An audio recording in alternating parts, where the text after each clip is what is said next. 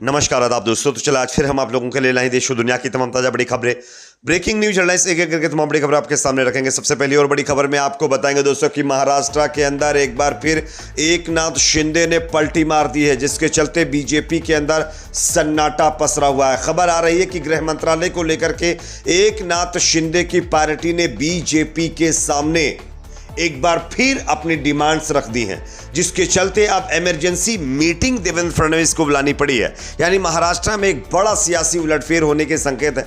आगे इसके बारे में थोड़ा विस्तार से आपको बताएंगे। साथ ही साथ अगली बड़ी खबर में आपको बताएंगे दोस्तों, झारखंड से बड़ी खबर आ रही, जहां पर विधानसभा चुनाव हारने के बाद बीजेपी में भगदड़ मच गई है।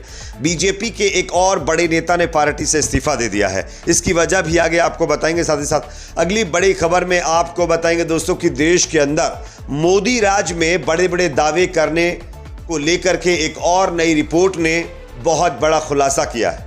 मोदी जी के सत्ता में आने के बाद कहा जाता है कि देश से भ्रष्टाचार खत्म हो गया, लेकिन जो रिपोर्ट सामने आई है भ्रष्टाचार को लेकर के, वो सुनकर आप चौंक जाएंगे। आगे ये रिपोर्ट भी हम आपको दिखाएंगे। साथ ही साथ अगली बड़ी खबर में आपको बताएंगे दोस्तों, लव जिहाद के मुद्दे पर एक बार फिर बीजेपी के विवादित सांसद टी राजा सिंह ने ईसाइयों को लेकर के एक बड़ा बयान दिया है, जिसके चलते पूरे देश में इस पर विवाद खड़ा हो गया। क्या कहा टी राजा सिंह ने, इसके बयान को भी आगे सुनाएंगे। साथ ही साथ खबर आ रही है दोस्तों, सोनिया गांधी के ऊपर कांग्रेस पार्टी की पूर्व मुखिया को लेकर के भारतीय जनता पार्टी ने एक बहुत गंभीर और बड़ा आरोप लगाया है। क्या आरोप सोनिया गांधी के ऊपर बीजेपी ने लगाया है, इसके बारे में भी आपको बताएंगे। साथ ही साथ खबर आ रही है दोस्तों, देश में हिंदू मुसलमानों को लेकर के चल रहे विवाद के बीच मौलाना महमूद मदनी का बड़ा बयान सामने आया है। मौलाना महमूद मदनी ने जो बयान दिया वो आपको सुनना चाहिए। आगे इनके बयान को भी हम सुनाएंगे। साथ ही साथ एक और बड़ी खबर दोस्तों सामने आ रही है, और ये खबर गाजा से है, जहां पर इजरायली सेना की एक और क्रूरता वाली जो है एयर स्ट्राइक देखने को मिली है, और 10 से ज़्यादा और फ़लस्तीनियों को यहां पर ख़त्म कर दिया गया। आगे इसके बारे में भी डिटेल से जानकारी देंगे। उससे पहले छोटी सी रिक्वेस्ट करेंगे, अगर वीडियो पसंद आए तो लाइक ज़रूर करिए दोस्तों। चैनल पर नए तो सब्सक्राइब करने के बाद बेल आइकन को प्रेस करना ना भूलें। बात करेंगे पहली और बड़ी खबर की। भारतीय जनता पार्टी महाराष्ट्र मंत्रिमंडल में गृह विभाग के लिए एकनाथ शिंदे की शिवसेना की मांग के आगे झुकने को तैयार नहीं है। बीजेपी ने एकनाथ शिंदे को राजस्व, शहरी विकास, पीडब्ल्यूडी विभाग देने का ऑप्शन दिया है, लेकिन एकनाथ शिंदे ने इन तमाम ऑप्शनों को रिजेक्ट करते हुए गृह मंत्रालय भारतीय जनता पार्टी से मांगा है। और ये भी उनके नेता कह रहे हैं कि अगर गृह मंत्रालय पद नहीं दिया गया तो एकनाथ शिंदे की पार्टी कोई बड़ा फैसला ले सकती है। वो फैसला या तो एनडीए से अलग होने का हो सकता है, या फिर अलग सरकार बनाने का भी हो सकता है, क्योंकि मुख्यमंत्री पद को लेकर के एकनाथ शिंदे ने कॉम्प्रोमाइज किया। मुख्यमंत्री पद भारतीय जनता पार्टी को दे दिया, लेकिन गृह मंत्रालय को लेकर के वो लगातार बीजेपी के सामने अपनी डिमांड्स रखते जा रहे हैं, लेकिन बीजेपी उनकी मांगों को नहीं मान रही है, जिसके चलते यहां पर विवाद बढ़ता हुआ नजर आ रहा है। और अब एकनाथ शिंदे की पार्टी के नेता लगातार अपनी ही सरकार, अपनी ही मतलब जो है एक दल को लेकर के आर पार के मूड में देखते हुए नजर आ रहे हैं। अब देखना यह होगा कि आगे इस पर क्या होता है। अगली खबर की बात करेंगे जो कि यहां पर सामने आ रही है दोस्तों, जो है झारखंड से, जहां पर भारतीय जनता पार्टी के एक और बड़े नेता ने अपने पद से इस्तीफा दे दिया है। खबर यह सामने आ रही है कि झारखंड, आप सब जानते होंगे, विधानसभा चुनाव भारतीय जनता पार्टी हार चुकी है। बीजेपी को झारखंड के अंदर जिस तरीके से हार का सामना करना पड़ा है, उससे बीजेपी अभी भी नहीं उभर पाई है, और बीजेपी को एक के बाद एक जो है नए नए झटके लगते हुए नजर आ रहे हैं। और अब खबर आ रही है कि झारखंड के अंदर बीजेपी के बड़े नेता संतोष आनंद ने पार्टी की प्राथमिक सदस्यता से इस्तीफा दिया है। यह इस्तीफा उन्होंने भाजपा जिला अध्यक्ष संजीव मिश्रा को दिया है। कहा है वे सालों से पार्टी में रह रहे हैं। संघ के स्वयंसेवक सहित भाजपा के जिला महामंत्रिमंडल प्रमुख और अध्यक्ष व जिला उपाध्यक्ष के पद पर रहकर पार्टी के जो है संगठनिक कार्यों को देखते आए हैं, लेकिन इस बार चुनाव में बेहतर सम्मान नहीं मिलने से पार्टी के सभी पदों से उन्होंने इस्तीफा दे दिया। यानी बीजेपी के ऊपर अपमानित करने का आरोप जो है बीजेपी के इस नेता ने लगा करके पार्टी छोड़ दी है, जो कि बीजेपी के लिए एक बहुत बड़ा झटका है। एक और बड़ी खबर दोस्तों सामने आ रही है, मोदी जी के राज में देश के भ्रष्टाचार को लेकर के एक और नई रिपोर्ट ने बड़ा खुलासा कर दिया है।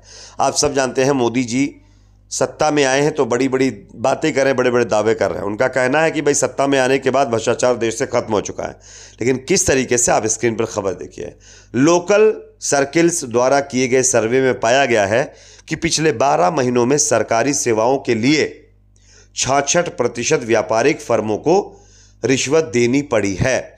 इनमें से 54% फर्मों ने मजबूरी में रिश्वत दी, जबकि 46% ने प्रक्रिया को तेज करने के लिए स्वेच्छा से रिश्वत दी है।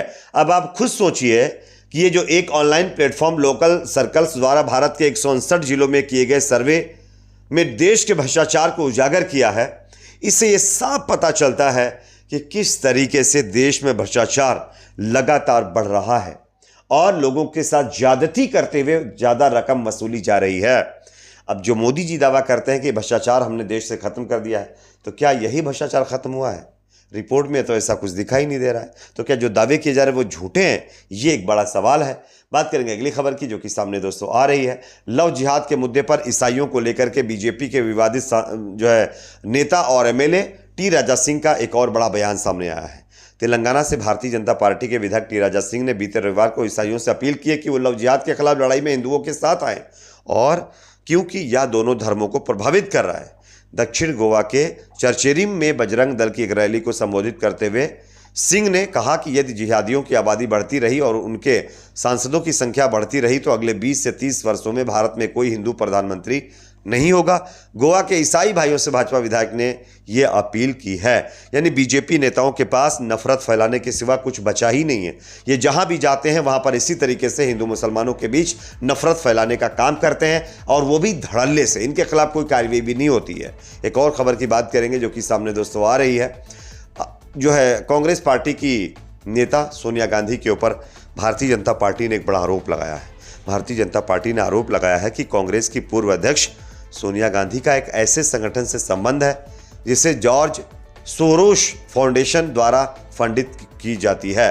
पार्टी का कहना है कि यह संगठन कश्मीर को एक अलग देश के रूप में मानने का पक्षधर है। बीजेपी के अनुसार इस संबंध से यह साफ होता है कि विदेशों से भारत के आंतरिक मामलों में हस्तक्षेप हो रहा है। बीजेपी का कहना है कि सोनिया गांधी एशिया प्रशांत जो है क्षेत्र में डेमोक्रेटिक लीडर्स के फोरम FDL-AP फाउंडेशन की सह अध्यक्ष है, जो जॉर्ज जो है सोरोश फाउंडेशन द्वारा वित्तीय सहायता प्रदान करता है। पार्टी ने आरोप लगाया कि इस फाउंडेशन ने कश्मीर को एक अलग राष्ट्र के रूप में मानने के अपने विचार व्यक्त किए हैं, जिसको लेकर के अब कांग्रेस पार्टी भी बीजेपी के ऊपर हावी हो गई है। कांग्रेस का कहना है कि बीजेपी के पास जब कोई मुद्दा नहीं बचता है तब वो इसी तरीके से कांग्रेस का सहारा लेकर के देश में जनता को गुमराह करने का काम करती है। बात करेंगे अगली खबर की, जो कि सामने आ रही है दोस्तों।